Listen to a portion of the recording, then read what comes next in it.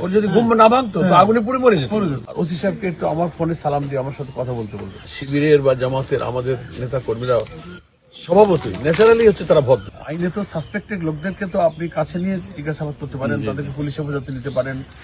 আর অগ্নিকাণ্ডের মামলা তো হবেই, এটার আর কোনো অ্যাটেম্প টু মার্ডারও মার্ডার উদ্দেশ্য হত্যার উদ্দেশ্য অগ্নিকাণ্ড। রাত্রিবেলায় আগুন দিলে তো মানুষ মরে যেত। তো ওর যদি ঘুম না ভাঙতো তো আগুনে পুড়ে মরে যেত।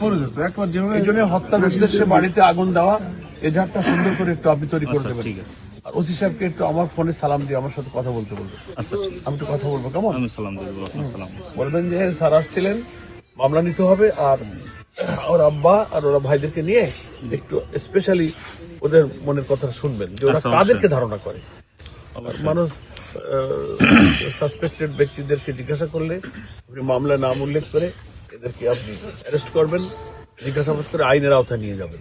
কারণ এটা যদি এখন না হয় আরেকটা হবে। আবার কিন্তু এখানে শুরু করে সাহস পাবে, বলবে যে ও তাহলে এখানে কিছুই হয় না। করেনি।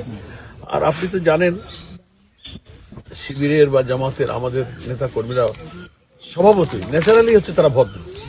জিতছি এখানে আমরা 2000-3000 ভোটের ব্যবধানে এক একটা কেন্দ্রে আমরা ভোট পেয়েছি। তো আমরা তো অহংকার দেখালে পিটাপিটি দাপট মিছিল কিন্তু আমরা করবো, অথচ তারা এসে আমাদের বাড়িতে আগুন দিচ্ছে।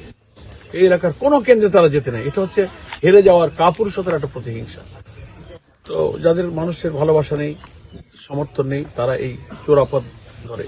তা আমার কথা থাকলো যে আপনি এটা করবেন, আর আমি পুলিশ কমিশনের সাথে কিন্তু কথা বলবো, কোন রকম মামলা যেন গাফিলতি না হয়। না, এবং এদের সাসপেক্টেড পার্সন যারা, এদের কাছে শুনে জবানবন্দি নিয়ে রেকর্ড করে, আর আপনারা যেহেতু স্পট ভিজিট করে গেলেন, আপনার তো ভিডিও দেখে গেলেন, আলামত আছে যে আপনি কেরোসিন তেলের বোতল এগুলো নিয়ে আপনার আইও রিপোর্ট এবং এদের জবানবন্দি নিয়ে মামলাটা একটু ভালো করে দেবেন। জি ঠিক আছে?